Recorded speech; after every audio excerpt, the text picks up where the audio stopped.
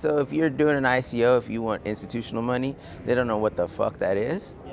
And so we go around explaining to people Bitcoin, blockchain, money laundering. Bitcoin and cryptocurrencies are one thing.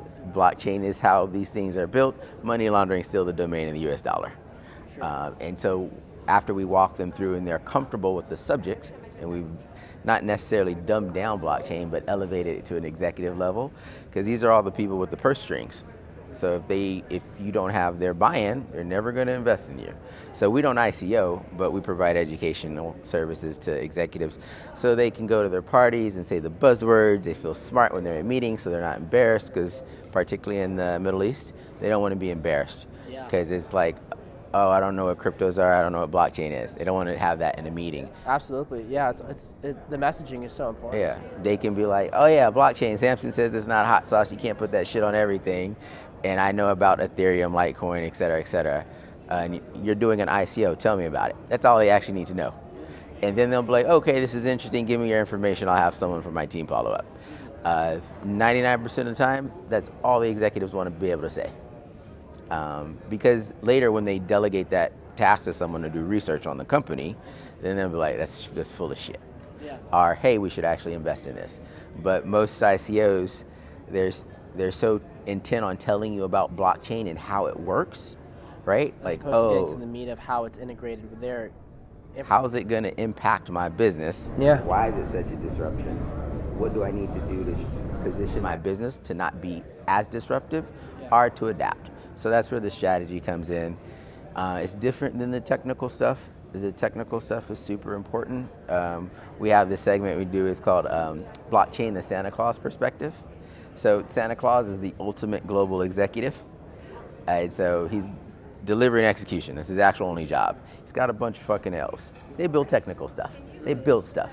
So you have all these blockchain devs who, they build stuff. They're the elves. You should get back in that shop and build us something. Yeah. But if you're a CEO, a global CEO, then you should go and think, oh, I'm only in charge of execution and delivery. So as the elves are building stuff, how does this impact my business? How does this impact my revenue? And that's where we take a slightly different perspective on blockchain. We appreciate the technical aspects of it, but until people who control the purse strings understand, like, oh, that's why this is important when they say it's the internet 3.0. This is the disruption. I'm an intermediary. I'm an incumbent. I'm about to get Ubered. They're like, oh, let me switch up my tactics or my strategy. Sure. So yeah, that's what I do. So in a nutshell, that's what the services, or some of the services that your firm provides. Yeah. Axes and eggs, our motto is we answer the questions you can't Google. So, because if you can Google something, don't fucking ask us. Go Google it. That's actually it. But if you can't Google something because you're doing something that's first of its kind, unique, never been done before, that's what we're here for. Particularly when we talk to the regulatory folks. They've never written regulations for this. There's existing securities laws, but then they don't understand blockchain or cryptocurrencies because they think Bitcoin, blockchain, money laundering as one and the same thing, like they're interchangeable. You're basically trying to, I guess, disprove that perspective. Yes. And rather realign that perspective into the reality of which cryptocurrency fits within, hopefully, a future monetary model. Because that way, when we talk about Bitcoin and cryptocurrencies, blockchain being that tech that builds cryptocurrencies, and then money laundering, the banks have 300 years experience on that. The best money launderer in the cryptocurrency space, they might have 7. I'll give you 7 years experience. That's an interesting angle to take, right? So you tell someone that has only known, someone that's, head of governance and regulations in the financial world, and they've only known institutional, finance. You tell them that basically institutional finance has been basically hindering the evolution of our entire species, so to speak, or rather hindering its enablement. No, it's a matter of patent trolls. The good folks from Bank of America, they have about 43 or 45 patents on blockchain-like technology. JP Morgan Chase has had over 100 patents denied.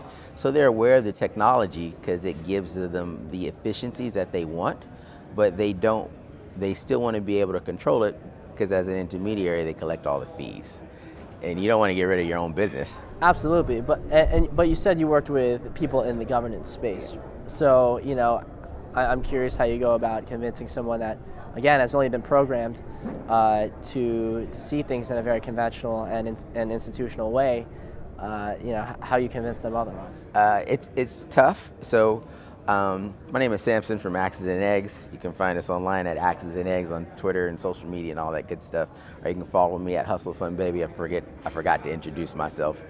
And so one of the things that we do when we talk to executives or people who are unfamiliar with it is we explain what blockchain is. We use this example that blockchain is like a group text message. So we're all on this group text message. I have a name, you have a phone number, we're sending information, data. Sometimes it's a meme, it's a photo, it's an address, and in this group text message there's 220 people, whatever. Every time I enter, that data gets exchanged. It's on a ledger, it's in that group text message. It makes so much sense. And so when people think of blockchain as a group text message, just because I deleted off of my phone, it still exists on yours, as well as everyone else in the group text message. So you've got a ledger, it's immutable, and it's distributed. It may or may not be public, it depends. And you can have public chains and private chains, but at a high level, when you think of blockchain as a group text message, and you explain it to the old folks in government who don't even use email, they're like, oh, okay, that makes sense. And then it really drives home when I say, I have $10, I give you 5, and you give someone 3. Now everyone sees in this group text message, Samson only has $5. You had 5, but now you only have 2 because you gave this other person 3. And that's how that ledger of accounting system works. And so you can't go back and change it. It's immutable, it's distributed. Oh my goodness, blockchain is just like a group text message. And then they get it. And then, and I say in that example of those $10, where's the bank? And then they're like, oh, fuck, that's now I've got their attention, and we can actually, and they can repeat this analogy at their parties so they feel smart, which is important because we want their buy-in. Otherwise, they just ignore you, and they're like, money launderers, drug dealers, sex traffickers. Interesting. See, and that's the thing. I feel like you're coming at it at a good angle. You're not addressing the accusations or the implications that currently exist with today's perception. You're rather explaining a technology to them where if they were able to understand it, they would realize that, listen, it doesn't just enable these sort of vices and these sort of practices. Like, here's a whole world of applications, and start thinking about that. I think that's very important. And yeah, if there's anything else you'd like to add, No, I think that you need to educate people, because in order to have mass adoption, you need humans. And humans need to be comfortable with this technology. You hear that, humans? We need you to get comfortable. I know you're comfortable in your beds right now, safe and sound, but there are people and places around the world that could use this technology. And so part of humans being comfortable with something, people fear stuff they don't know or unfamiliar. My grandmother, when I first got her an iPad, I don't want to use that, but then I showed her she could talk to all her grandbabies on it through FaceTime. Now she's better at it than anybody. And so removing that fear, that FUD, is that first step to mass adoption. And it starts with mass awareness, education, then adoption. So while everyone is trying to ICO, which I think is great, you also need to think, how are you going to sell your business, not just raise money for it? Because at some point you have to stop explaining how the tech works and start talking about your business. So we help ICOs in the sense that we're out doing education so that they can actually focus on their business and not just that fundraising mechanism that is an ICO. Sometimes people get that a little bit confused. Yeah, absolutely. I like the differentiation there, and I think it's a really great business model on your end. So excited to stay connected and see what, Absolutely. Oh, I'll give you one more thing, and then I'm going to let you have your rest of your show. Thank you very much for having me on. Some people call me a blockchain expert. I tell them, no, I'm not a blockchain expert. Blockchain experts haven't been born yet, I'd like to think. And it's sort of like saying I'm a Wi-Fi expert, right? So I could explain to you how Wi-Fi works. Everybody just wants to know the password. And so in 5 years, a blockchain expert will be like introducing yourself, I'm an internet expert. And so it's like, are you in security? Are you a CISO? Yeah. You're an internet expert? What does that even mean? I assume you have some really boring job in a cubicle somewhere where you monitor or fix the internet. Sure. And so for the moment, we introduce ourselves, or some people might introduce themselves as a blockchain expert because it's new, it's novel. When we have mass adoption of blockchain, it will be the same thing as introducing yourself as an internet or a Wi-Fi expert. People will be like, okay, Yeah. and?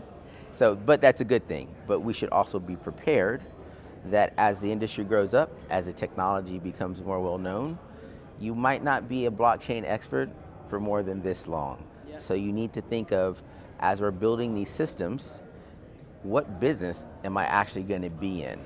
Because if blockchain is the internet 3.0, you're not an internet expert. Amazon is not an internet expert. Yeah. They use the internet to do their business. So for ICOs and folks who are coming into the blockchain space, think about it from this perspective.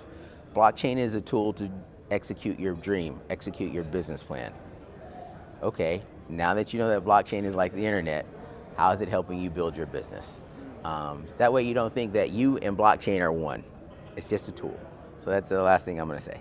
I love that. Just a tool, and a tool is, you know, is as useful as the person that wields it, right? That's right, that's right.